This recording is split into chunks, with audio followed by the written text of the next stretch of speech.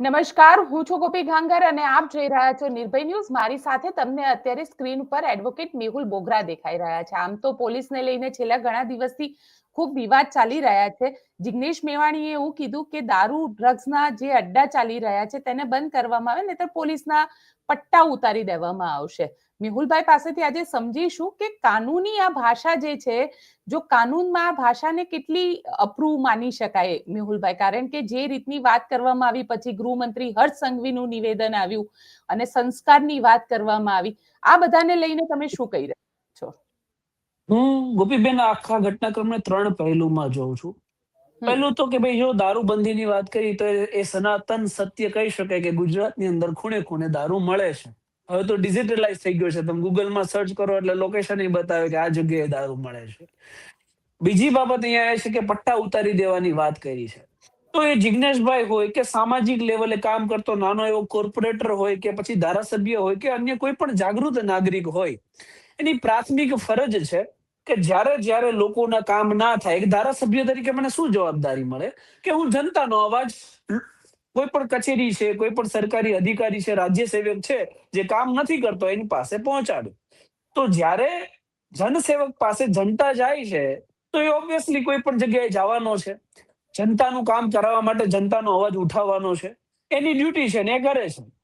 હવે જ્યારે વાત એવી થાય છે કે પટ્ટા ઉતારવાની, તો એક સ્વાભાવિક દ્રષ્ટિકોણ છે કે કોઈ પણ ડિપાર્ટમેન્ટનો હેડ હોય ને એ જ એના કર્મચારીઓના પટ્ટા ઉતારી શકે, એ સિવાય કોઈ ઉતારાવી શકે નહીં. એ સમજવા જેવી વાત છે. હું આગળ કોઈ પોલીસ વાળાને કહી દઉં કાલે હું તને ડિસમિસ કરું છું, તો કઈ થવાનું છે? નથી થવાનું, સ્વાભાવિક વાત છે. તો એનાથી પણ કઈ થવાનું નથી. પણ અમારી એક બેઝિક જવાબદારી શું હોય કે એક ડર પેદા કરીએ. જ્યારે કોઈ પણ રાજ્ય સેવક છે એ કઈ ખોટું કરે છે તો એનામાં ડર હોવો જોઈએ કે અમારા પટ્ટા ઉતરી જશે. તો એ જ મુખ્ય કામ એક જનસેવકનું છે અને એ જ મને કંઈક ને કંઈક જગ્યાએ લાગે છે કે જિગ્નેશભાઈ પોલીસ સ્ટેશનમાં કરવા ગયા હતા. પણ અહીંયા છે ને ઈગો કલેશ થયો છે. જે ત્રીજો પોઈન્ટ હું તમને કહું છું કે જ્યારે પણ કોઈ પણ રાજ્યના નાયબ મુખ્યમંત્રીને હું આ શબ્દને સખ્ત શબ્દોમાં વખોડું છું, તમે તું તા કહીને બોલાવો તો સ્વાભાવિક છે કે એનો ઈગો હર્ટ થાય. એ 8 ચોપડી હોય કે 10 ચોપડી હોય કે 12 ચોપડી હોય, એનો સબ્જેક્ટિવ છે. પરંતુ એને પદ હાંસલ કર્યું છે તો એની સાથે તું તડાક ના કરી શકાય. એટલીસ્ટ માન સન્માન તો એ હકદાર છે કે એમને માન સન્માન મળે. તો અહીંયા કોઈ ના કોઈ જગ્યાએ ઈગો કલેશ થયો કે ભાઈ મને કેમ કોઈ આ રીતે શબ્દો કહીને જાય. તો મને એટલા માટે એવું લાગે છે કે આ ઘટનાક્રમનું આખું પેલા તો નાયબ મુખ્યમંત્રી હર્ષ સંઘવીજીનું એ ભાષણ આવ્યું કે ભાઈ પટ્ટા ઉતારવા વાળા કોણ છે, અમુક લોકો આવશે તમને કહી જશે. એ ભાષણ સાંભળીને મને એવું લાગ્યું કે વ્યક્તિ જે ડાળ ઉપર બેઠો છે ને એ જ એને કાપે છે. ટૂંકમાં તમે એવું કહેવા માંગો છો કે કોઈ પણ જનસેવક તમારા આગળ આવી અને તમને કોઈ ઠપકો આપે, તમને કોઈ એવું કહે કે તમારા પટ્ટા ઉતરી જશે, તો તમારે કોઈને ધ્યાનમાં લેવાના નહીં. હું જે છું સર્વે સર્વા. પછી કાલે મેં ડીજીપીસીનું એક ભાષણ સાંભળ્યું કે મારા ડિપાર્ટમેન્ટના લોકો, મારા અધિકારીઓને કોઈ બહારના વ્યક્તિ આવીને કઈ કહી જાય એટલે કોણ બહારના વ્યક્તિ? પાકિસ્તાનથી વ્યક્તિ આવે, ચીનથી વ્યક્તિ આવે? અરે ગુજરાતનો કોઈ પણ નાગરિક છે. તમારો ડિપાર્ટમેન્ટ એટલે શું? તમે કરિયાવરમાં લાવ્યા છો ગુજરાત પોલીસને? ગુજરાત પોલીસ એ આપણી માટે કામ કરતું છે, ગુજરાતની જનતા માટેનું એક ખાતું છે. કોઈ શેઠ એનો પગાર થોડો કરે છે, ગુજરાતની જનતા એનો પગાર કરે છે. તો પછી એ કોઈનું પ્રાઇવેટ સંસ્થા નથી, એ લોકોની સંસ્થા છે. તો લોકોનો કોઈ પણ વ્યક્તિ, સામાજિક વ્યક્તિ જ્યારે પણ ખોટું થતું હોય ત્યારે રાજ્ય સેવકને ઠપકો આપી શકે, એમાં કોઈ મોટી વાત નથી. અને રહી વાત પટ્ટા ઉતારવાની, તો ડિપાર્ટમેન્ટ જ ઉતારે. અમારું કામ તો શું છે કે ત્યાં સુધી અવાજ પહોંચાડવાનો. હવે ત્યાં સુધી અવાજ પહોંચાડવામાં પછી આટલી મોટી કોન્ટ્રોવર્સી થાય એ કોઈ પણ સંજોગોમાં વ્યાજબી ના કહેવાય ગોપીબેન. પણ સાથે, કારણ કે જે રીતની વાત જિગ્નેશ મેવાણીએ કરી, ત્યારબાદ ગૃહમંત્રી હર્ષ સંઘવી મેદાનમાં આવ્યા અને હર્ષ સંઘવીએ સંસ્કારની વાત કરી દીધી. તમને લાગે છે કે આ બધું આખું એક પોલિટિકલી આખો ગેમ પ્લાન થઈ રહ્યો છે? કારણ કે જનતા તો છેલ્લે આમાં મૂર્ખ જ બને છે. દેખો, પોલિટિક્સ તો હોવાનું જ છે, કેમ કે છે સામે રાજકારણીઓ, તો રાજકારણ તો હોવાનું છે, એમાં કઈ ના નથી. પરંતુ એ મુખ્ય મુદ્દો અને સમજદારીનો મુદ્દો એ છે, ફોર એક્ઝામ્પલ ગોપીબેન, મને કોઈ એવું કે વકીલિયા તું કેમ તારી વકીલાત જાડે છે, તો શું ખોટું લગાડવાનું છે? આવડી મોટી દુનિયા છે, જેને મજા આવે બોલે, વાણી અભિવ્યક્તિની આઝાદી છે. હું વકીલ છું તો લોકો મને કહે છે. હવે કોઈ 8 ચોપડી ભણેલો છે અને કોઈ એમ કે ભાઈ તું 8 ચોપડી છો, તો એમાં શું ખોટું લગાડવાની વાત છે? તમે છો તો એ સ્વીકારી લેવાનું છે સહજતાથી કે હું છું તો છું. એટલે ઈગો કલેશ કરીને પછી તમે આવડી મોટી કોન્ટ્રોવર્સી કરો, પછી આટલી મોટી રેલીઓ કાઢો, પોલીસ પરિવારો રેલીઓ કાઢે, કોના સમર્થનમાં? સત્યના સમર્થનમાં? તો કે નહીં. ભ્રષ્ટાચારીઓના સમર્થનમાં. ભ્રષ્ટાચારના પાપે જ દારૂ અહીંયા આખા ગુજરાતમાં વેચાય છે, ડ્રગ્સ વેચાય છે, યુવાધન બરબાદ થાય છે. તો એની માટે તમારે રેલી નથી કાઢવી. હવે પછી પાછું હું અહીંયા આઈપીએસ સંજીવ ભટ્ટનું નામ લઈશ તો કોન્ટ્રોવર્સી થશે આખી પોલિટિકલી. એમનું નથી લેતો, પણ હું એક સારા બહાદુર કોન્સ્ટેબલ સુનીતા યાદવની એક અહીંયા દ્રષ્ટાંત આપીશ. તમે ઓળખતા હશો, મંત્રીશ્રીના બિલકુલ. છોકરો કર્ફ્યુમાં લોકડાઉન હતું ત્યારે બહાર નીકળ્યો હતો અને એમને એફઆઈઆર કરાવી હતી. તો એ સુનીતા યાદવના સમર્થનમાં તમે રેલી કાઢી હતી? તો કે નથી કાઢી. સારા પોલીસ કર્મચારીઓના સમર્થનમાં રેલી કાઢી છે? તો કે નથી કાઢી. તમને કોઈ વ્યક્તિઓ સેમ ફોન્ટનો એક બેનર બનાવીને આપી દે છે. હરેક વ્યક્તિના હાથમાં સેમ ફોન્ટના બેનરો હતા, એ સ્પોન્સર્ડ હતી આખી. તો એ રેલી તમે કાઢો છો, તો જ્યાં તમારે સમર્થન કરવાનું છે ત્યાં સમર્થન નથી કરતા, આખું એક સ્પોન્સર્ડ સમર્થન ચલાવો છો. એટલે આપણને કોઈ ના કોઈ જગ્યાએ એવું લાગે કે આખો પોલિટિકલ એક પ્રોપોગન્ડા ચાલે. એક વ્યક્તિ ઈગો સેટિસ્ફાય કરવા માટે લડે છે અને એક વ્યક્તિ એ જન સમર્થન સાથે વાહવાઈ માટે કામ કરે છે. પણ સાથે ગોપાલ ઇટાલિયા એ અત્યારે પ્રેસ કોન્ફરન્સ કરી અને ગોપાલ ઇટાલિયાએ 2013ના પેપર કટિંગ્સ બતાડ્યા અને આ પેપર કટિંગ્સ સુરતના જ હતા, જેમાં ગૃહમંત્રી હર્ષ સંઘવીની વિરુદ્ધમાં એફઆઈઆર ફાઇલ કરવામાં આવી હતી. એમણે પોલીસ કર્મચારીને લાફો મારી દીધો હતો. એક પોલીસ કર્મચારીને ધમકી આપી હતી કે તારા ટાંટિયા તોડી નાખીશ, અને પછી પાછું મીડિયાએ જ્યારે સ્ટેટમેન્ટ લીધું ત્યારે એવું પણ કીધું હતું કે મને મારા બોલેલા શબ્દ માટે જરાય રિગ્રેટ નથી. હું એ જ કહેવા માંગુ છું કે જનસેવકનું કામ જ એ છે, જનપ્રતિનિધિનું કામ જ એ છે કે જનતાનો અવાજ બને. શાયદ ગૃહમંત્રીજી હર્ષ સંઘવીજી એવું ભૂલી ગયા હશે કે પેલા એ જયારે સુરતના મજૂરામાંથી ધારાસભ્ય હતા, પછી તમે આ રીતે જ વિરોધ કરી, અધિકારીઓને ખખડાવીને ગૃહમંત્રી બન્યા, મહેસૂલ મંત્રી બન્યા, આજે રાજ્યના નાયબ મુખ્યમંત્રી છો. શા માટે? કેમ કે તમે જનતાનો અવાજ બન્યા, તમે ખોટા અધિકારીઓને ખખડાવ્યા, લોકોએ તમને પ્રેમ આપ્યો, લોકોએ તમને વોટ આપ્યા, તમે એક social media face, unique icon બન્યા અને ત્યારબાદ તમે નાયબ મુખ્યમંત્રી બન્યા. એટલે જ્યારે કોઈ પણ વ્યક્તિ, એ ધારાસભ્ય હોય કે કોર્પોરેટર હોય, એ લોકો માટે અવાજ ઉઠાવતો હોય ત્યારે એની ડ્યુટી અદા કરતો હોય, કોઈ સીન સપાટા ના કરતો હોય. અને સ્વાભાવિક વાત છે, ભાજપના હજારો ધારાસભ્ય આ શબ્દોનો પ્રયોગ કરે છે કે પટ્ટા ઉતારાઈ દઈશું. અને તમે પછી જ્યારે પોલીસ અધિકારીઓને સંબોધો ત્યારે તમે એવું કહો છો કે ભાઈ મારા કોઈ પણ ખાતાના વ્યક્તિને તમે કોઈને આવું કહી જાય તો કોઈને ધ્યાને નહીં લેવાનું, તમારે અમે જ એક છીએ સર્વે સર્વ, બાકી કોઈ છીએ જ નહીં. જ્યારે આવા સ્ટેટમેન્ટો સાંભળીએ ને ત્યારે આપણને એવું થાય કે આ લોકો એક જો હુકમી ચલાવવા માંગે છે કે કંઈક ડિરેક્શન આપશું, કંઈક સારું કામ કરશું તો અમે જ કરશું, અમારા સિવાય અન્ય કોઈ ધારાસભ્ય છે એ વિરોધ પક્ષના હોય કે અન્ય કોઈ પણ પક્ષના હોય, એ લોકોને કઈ કામ કરવાના જ નથી. એ લોકો પોતાનું કામ કરશે ને, જે બંધારણ સંવિધાન એમને આપ્યું છે. પણ કારણ કે જે રીતે આખો વિવાદ હવે દિશા પકડી રહ્યો છે, ક્યાંક એવું નથી લાગી રહ્યું મેહુલભાઈ કે નેતા વર્સિસ પોલીસ, આ આખું એક નેતા વર્સિસ પોલીસ વાળી થઈ રહી છે? રાજ્ય સેવકો છે ને એક તો બેફામ હતા જ પહેલેથી. આવા ભાષણોથી તમે રાજ્ય સેવકોને, ખાસ કરીને પોલીસ વિભાગને વધુ બેફામ કરો છો. રહી વાત ભાષાની અને સંસ્કારોની, આગળ જે વાત થઈ, તો બેન જે પોલીસ સ્ટેશનમાં જે ભાષાનો ઉપયોગ થાય એ કદાચ આપણે બોલીએ ને તો આપણો વિડીયો અડધા સ્કીપ કરી દે અને આપણે આ લાઈવ પ્રોગ્રામ પણ બંધ કરવો પડે, એવી ભાષાનો પોલીસ સ્ટેશનમાં ઉપયોગ થાય છે, જે સૌ કોઈ જાણે છે. એટલે સંસ્કારોની વાત કરવાનો કોઈ મતલબ નથી.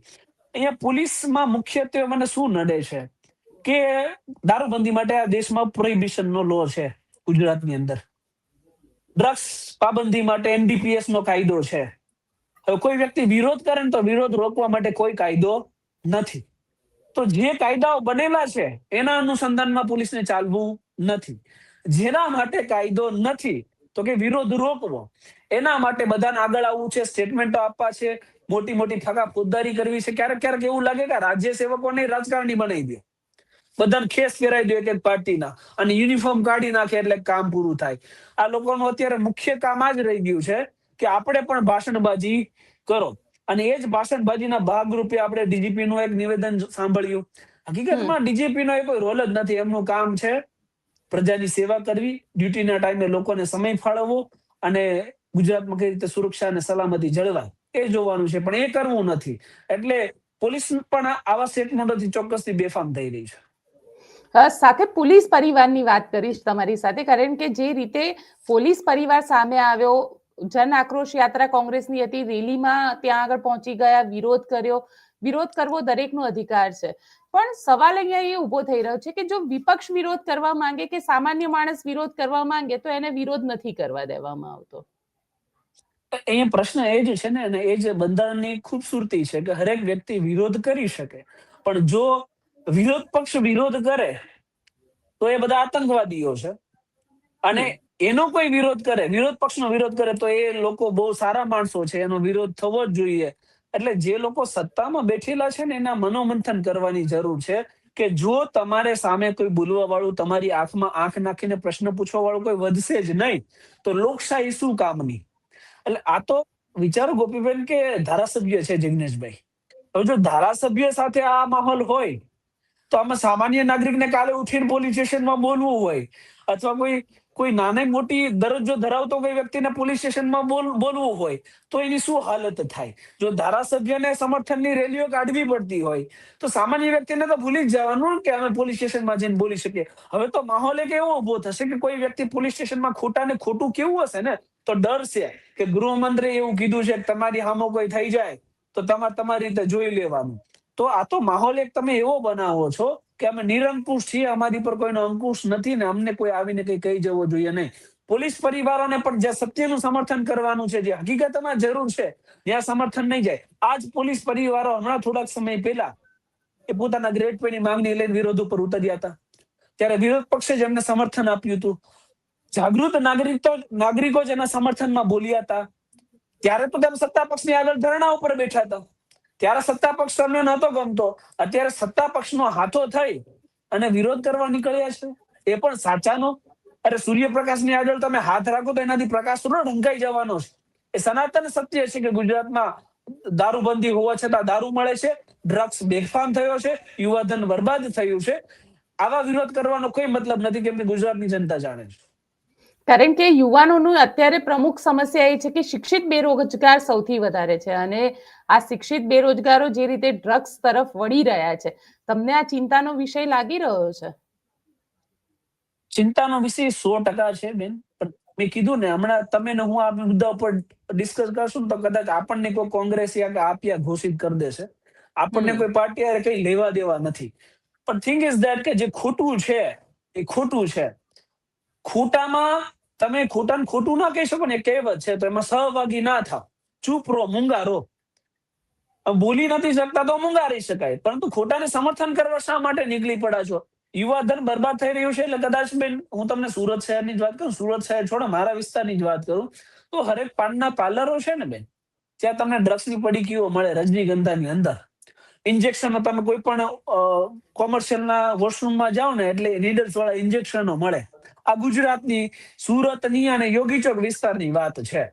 તો એટલું યુવાધન બેફામ છે.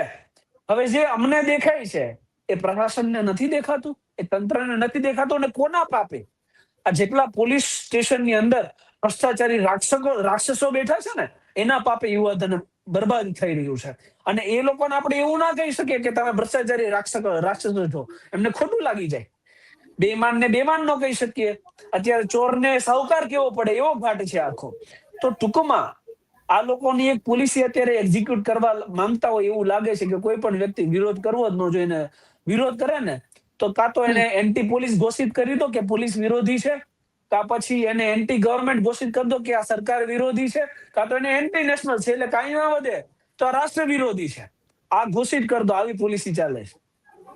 પણ આ જે પોલિસી છે એમાં તમને શું લાગી રહ્યું છે કે લોકશાહી કેટલી ખતરામાં છે? તો પછી એ જ થયું ને કે મેં હમણાં એક વિડીયો એમાં મૂક્યો છે અને મેં કીધું છે કે તમને જો વિરોધ એટલો બધો ના જ ગમતો હોય ને તો કેન્દ્રમાં તમારી સરકાર છે, કોન્સ્ટિટ્યુશનલ અમેન્ડમેન્ટ લાવો, બંધારણીય સુધારા લાવો, એક પ્રાવધાન એડ કરો કે કોઈ પણ વ્યક્તિઓ વિરોધ કરે ને એને સીધી ફાંસીની સજાની જોગવાઈ. બરાબર, એટલે એમને ફાંસી આપી દો, એટલે તમારે વિરોધ સહન ના કરવો, તમે તાનાશાહીની સ્થાપના કરી દો, એટલે પછી કોઈ વાદ વિવાદ રહે નહીં, કોઈ વિરોધ કરવા વાળો વ્યક્તિ ટકે નહીં. જો બંધારણ છે, જો 19(1) વાણી અભિવ્યક્તિની આઝાદી આપે છે, તો આ દેશના નાનામાં નાના વ્યક્તિ, નાગરિક, કોઈ જાગૃત વ્યક્તિ, કોઈ ધારાસભ્ય, કોઈ સાંસદ સભ્ય, હરેક વ્યક્તિનો એક બંધારણીય અધિકાર છે કે ખોટાને ખોટું આંખમાં આંખ નાખીને કહી શકે. અને એનો કોઈ જયારે ઉપયોગ કરે ને ત્યારે એને દબડાવવાની જગ્યાએ, એની સામે વિરોધ નોંધાવવાની જગ્યાએ, એની સામે રેલીઓ કાઢવાની જગ્યાએ એ વસ્તુઓને સમજો, તમે મનોમંથન કરો કે અમારી ક્યાં ભૂલ છે અને ભૂલ સુધારવાનો પ્રયત્ન કરો ને, ત્યારે સાચા અને ખરા અર્થમાં તમે સત્તા પક્ષમાં બેઠા કહેવાય. 156 તમને જે સીટ આપી એ સાર્થક કહેવાય. કારણ કે અત્યારે તો સ્થિતિ એવી છે મેહુલભાઈ કે પત્રકાર બોલે તો તેના ઉપર પણ એફઆઈઆર કરવામાં આવી રહી છે. એટલે કોઈ પણ બોલવું ન જોઈએ. અભિવ્યક્તિની આઝાદી, કારણ કે આજે સંવિધાન દિવસ છે અને સંવિધાન દિવસના દિવસે જ આપણે સંવિધાનની અંદર જ્યાં અભિવ્યક્તિની આઝાદી રહેલી છે તે અભિવ્યક્તિની આઝાદી આપણને દેખાતી જ નથી. એ જ દુર્ભાગ્ય છે કે આજે સંવિધાન દિવસના દિવસે આપણે અભિવ્યક્તિ ઉપર આઝાદીની વાત કરવી પડે છે. વિકસિત દેશો, તમે મોટા મોટા બળગા ઠોકો ત્યારે વિકસિત દેશો અત્યારે શિક્ષણ, આરોગ્ય આ ક્ષેત્રમાં આગળ છે. ત્યાં પાયાની સુવિધાઓનો અભાવ નથી. અને આજે આપણા દેશની અંદર, ભારત દેશની અંદર હજી આપણે એ જ મુદ્દા ઉપર અટક્યા છીએ કે આપણી અભિવ્યક્તિની આઝાદી છે કે નથી. આપણી આજે બોલ્યા છીએ તો કાલે આપણા ઉપર એફઆઈઆર થશે કે નહીં થાય, એ જ વિચારવાનું. આપણો પરિવાર એ જ ચિંતા કરશે કે આ વ્યક્તિ જનતા માટે બોલે છે તો કાલે ઉઠીને કઈ જેલમાં મળશે, આની માટે કેટલા ટિફિન મોકલવા પડશે, કેટલા જોડી કપડાં લઈને જેલમાં મોકલવાનો થશે. તો આપણો પરિવાર આ જ ચિંતામાં રહી છે. એટલે જ દુર્ભાગ્ય છે કે આપણે વિકસિત દેશો, અમેરિકા હોય, ચીન હોય, એનાથી બહુ પછાત છીએ. હજી 100 વર્ષ લાગી જશે એમની કમ્પેરિઝન કરવામાં, કારણ કે આપણે આ દેશમાં બેસીને હજુ એ જ ડિબેટ કરી રહ્યા છે કે આપણે બોલી શકશું કે નહીં બોલી શકીએ. પછી એ તો પછી દૂરની વાત છે કે આપણે એના ડેવલપમેન્ટ આરે કમ્પેરિઝન કરીએ કે આપણે ક્યાં પહોંચ્યા છીએ અને એ દેશો ક્યાં પહોંચ્યા છીએ. મેહુલભાઈ, તમને એવું લાગે છે કે ખરેખર દારૂ, ડ્રગ્સ જેવી જે વસ્તુઓ છે એ દૂષણને રોકવું હોય તો ખરેખર સરકારે એક્શન લેવા જોઈતા હતા, પણ આ રિએક્શન કંઈક અલગ વસ્તુના આવી રહ્યા છે. મુદ્દો જ ડાયવર્ટ થઈ ગયો. મુદ્દો હતો દારૂ અને ડ્રગ્સનો, અને હવે મુદ્દો થઈ ગયો છે ઈગો સેટિસ્ફેક્શનનો કે ભાઈ હું નાયબ મુખ્યમંત્રી છું તો તમારી જવાબદારી નાયબ મુખ્યમંત્રી તરીકે એ છે કે વ્યક્તિ શું બોલ્યો છે ને એને પોતાના મનમાં ના લગાવો. એ વ્યક્તિ કયા કન્ટેક્સમાં બોલ્યો છે, કયા સંદર્ભમાં બોલ્યો છે એ જોવો. ખરી હકીકત છે ને કે દારૂ અને ડ્રગ્સ મળે છે, યુવા ધન બરબાદ થાય છે. હજુ ગઈ 15મી ઓગસ્ટે પ્રધાનમંત્રીએ નિવેદન આપ્યું હતું દિલ્હીથી, લાલ કિલ્લાથી, કે ભાઈ યુવાધન આપણું ડ્રગ્સ તરફે જઈ રહ્યું છે, બરબાદ થઈ રહ્યું છે, સુધારવાની જરૂર છે. અમથા તમે કોઈ પણ સંબોધનમાં માનનીય વડાપ્રધાન નરેન્દ્ર મોદી શ્રી એમ કહીને આપણી સ્પીચ આપણે ચાલુ કરીએ, બધી ક્રેડિટ આપણે એને જ આપીએ, તો આ માનનીય વડાપ્રધાન નરેન્દ્ર મોદીજીના જ શબ્દો છે કે ભાઈ યુવાધનને ડ્રગ્સ થી હટાવો, એમને બચાવો. તો એમને બચાવવા માટે તમે ગુજરાતમાં શું કરી રહ્યા છો? તો કે કાંઈ નહીં, મસ્ત મોટું ડ્રગ્સ હજારો ટનમાં એ બંદરોથી મળે છે, સમુદ્ર માર્ગથી આવે છે પણ તમે ડિસ્પોઝ કરો છો તો હરેક ગલી, હરેક નાકા ઉપર એ મળે છે. યોગી ચોકમાં હું તમને કહું, મારા લોકોલિટીમાં તમારે ડ્રગ્સ જોતું હોય એટલે ચણા મમરા લેવા જઈએ ને એમ મળી જાય આપણને. તો એ વિષય ઉપર એને કાબુ કરવા માટે તમે કઈ નથી કરતા. અને પાછા લોકો સિંગમગીરી ક્યાં ઠોકશે ને એ હું તમને કહું. હમણાં રિસેન્ટ કિસ્સો છે, 3 દિવસ પહેલા એક બિચારો ઇનોસન્ટ માસૂમ છોકરો મારી પાસે આવ્યો હતો કે 12 વાગે જે પેલા ચા કોફી ના પાર્લરો ચાલે ને ત્યાં રેડ પાડે, પછી ઓલું સિંગમ નું બેકગ્રાઉન્ડમાં મ્યુઝિક મૂકે, બધા છોકરાઓને બહાર કાઢે, ત્યાં ઉઠક બેઠક કરાવે. એટલે પાન પાર્લર ને ચાની ચુસ્કી લેવા જે લોકો છે એ ક્રાઇમ કરે છે, પણ દારૂના અડ્ડા 24 કલાક ચાલે તો that is fine, that is okay, એમાં કઈ વાંધો નથી. હકીકતમાં જે ક્રાઇમ કંટ્રોલ કરવાની જરૂર છે ત્યાં પોલીસ બળનો ઉપયોગ થતો નથી. હકીકતમાં જો તમારે વિરોધ કરવો જ હોય ને તો બુટલેગરોનો વિરોધ કરો, ડ્રગ્સના જેટલા કરવા વાળા અને એને સમર્થન કરવા વાળા વ્યક્તિઓ છે ને એની માટે રેલી કાઢો, એનો વિરોધ કરો. તો હકીકતમાં જે આપણું યુવાધન બરબાદ થઈ રહ્યું છે ને એ કોઈ સારા માર્ગે ડાયવર્ટ થાય અને ગુજરાતનું કંઈક કલ્યાણ થાય. પણ મેહુલભાઈ, સતત પોલિટિકલ લીડરો એવા આરોપ લગાડે છે કે આ ડ્રગ્સ માફિયા હોય કે દારૂના બુટલેગરો હોય, અલ્ટિમેટલી અધિકારીઓ થકી તો ભાજપના નેતાઓ જ આની અંદર બેનિફિટમાં રહે છે, એ જ કમાય છે. તમે 182 ધારાસભ્યો છે, એમાંથી સત્તા પક્ષના કરીબ કરીબ ખરીદાઈને વેચાય ને પછી ફિક્સ આંકડો આપણી પાસે યાદ ન રહે, કારણ કે એટલા બધા ખરીદાઈને વેચાય. 156 જેટલા છે, તો 156 162 ધારા, હા, 162 162, હા, 162 છે ખરીદાઈને વેચાઈને. તો 162 માંથી ક્યારેક કોઈ ધારાસભ્યને તમે દારૂ વિશે, ડ્રગ્સ વિશે વિરોધ કરતા જોયો નથી જોયો. થોડા ઘણા જે વિરોધ કરે છે એની વિરુદ્ધ આ રીતની અત્યારે માહોલ બને છે, આખો પોલિટિકલ પ્રોપોગન્ડા રચાઈને એનો વિરોધ થાય. પરંતુ જેને સત્તા આપી છે, જેના મુખ્યમંત્રી, નાયબ મુખ્યમંત્રી અને આખા મંત્રાલયો છે, એ વ્યક્તિઓને ક્યારેય આપણે આપણા યુવા ધનને બચાવવા માટે કઈ એક સ્ટેન્ડ લેતા આપણે જોયા નથી. ધારાસભ્યો ખુદ પોતાના વહીવટદારો પાસેથી, આ ઠેકેદારો પાસેથી કવરો લેતા હોય છે. જનતા જાણે છે અને જગ જાહેર છે અને બધાને ખબર છે. પરંતુ એ હપ્તાની મલાઈ મળે છે, પોતાનું થાય છે, પોતે વિદેશોમાં જાય છે, વિદેશી બ્રાન્ડ પીવે છે, અહીંયા બિચારા મજૂરિયાઓ દારૂબંધીને લીધે દેશી પી લઠ્ઠાકાંડમાં મરી જાય છે. એ એક પ્રશ્ન છે. તો તકલીફ શું છે કે જ્યાં વિરોધ કરવાનો છે ને આ લોકોને, ત્યાં અમને કોઈ લેવા દેવા નથી. 162 હોય કે 164 હોય, હું તો કહું છું આ લોકો 182 થઈ જાય ને, તો આમાંથી કોઈ વ્યક્તિ સત્યને સમર્થન કરી શકે ને, એવો કોઈ વ્યક્તિ મને નથી દેખાતો. મને તો ગમ્યું ગોપાલભાઈ વિરોધ કર્યો કે ભાઈ ચાલો સત્ય છે, પણ પાર્ટી પોલિટિક્સ અલગ વાત છે, કે જે સનાતન સત્ય છે, જે જનતાના હિતમાં છે, એને સમર્થન કરે ને, એ સાચો નેતા કહેવાય, એ સાચો જનપ્રતિનિધિ કહેવાય. અહીંયા તો કેવું છે કે ભાઈ આ કોંગ્રેસીઓ છે તો આને સપોર્ટ ના કરે, આપીઓ છે તો આને સપોર્ટ ના કરે. એટલે ભાઈ એનો કન્ટેક્ટ શું છે, મુદ્દો શું છે? લોકોના હિત માટે આગળ આવ્યો છે તો એને સમર્થન કરો. અને સમર્થન નથી કરી શકતા તો મૂંગારો, એમને જોવો, સહન કરો. પણ આવી રીતે ખાલી ખોટા પોલિટિકલ પ્રોપોગન્ડા બનાવીને જે વ્યક્તિ આગળ આવ્યો છે કે સારા માટે, એનો વિરોધ કરી અને એને ડિમોટિવેટ તો ના કરો. તો ટૂંકમાં કહેવાનું એ છે કે જો તમારી પાસે મેજોરિટી છે ને, તો એ મેજોરિટીનો સદુપયોગ કરો, પાવરનો સદુપયોગ કરો અને ગુજરાતને બચાવો. એટલે ભાજપના નેતાઓને એ તો ખબર છે કે દારૂ અને ડ્રગ્સ વેચાય છે, પણ કામ કોઈને કરવું નથી. કદાચ બોટલો એ પણ ખુદ લેતા હોય ને ત્યાંથી, એટલે કદાચ ના પણ કરે. અચ્છા, છેલ્લો સવાલ તમને પૂછી લો, કારણ કે જે રીતે પોલીસ ડીજીપી વિકાસ સહાયનું પણ સ્ટેટમેન્ટ આવ્યું અને પોલીસ પરિવારના લોકો પણ આવ્યા સામે, આ બધાની વચ્ચે તમને ઓવરઓલ શું લાગે છે કે મુદ્દો એ રાજનીતિનો, કારણ કે ડ્રગ્સ અને દારૂ તો પણ કદાચ એનાથી માણસ મરી નહીં જાય, લઠ્ઠાકાંડ જેવી વસ્તુ જે છે, જે ડુપ્લિકેટ દારૂ પીવે છે, પણ સવાલ એ આવે છે કે ડ્રગ્સ જે નાના બાળકોને બરબાદ કરી રહ્યું છે, અને ડ્રગ્સ ગુજરાતની અંદર આમ જોવા જઈએ તો પોલીસ એવું કહેતી હોય છે કે અમે 14,000 કરોડનું ડ્રગ્સ પકડ્યું, કે અમે આટલા વર્ષની અંદર આટલું ડ્રગ્સ પકડ્યું.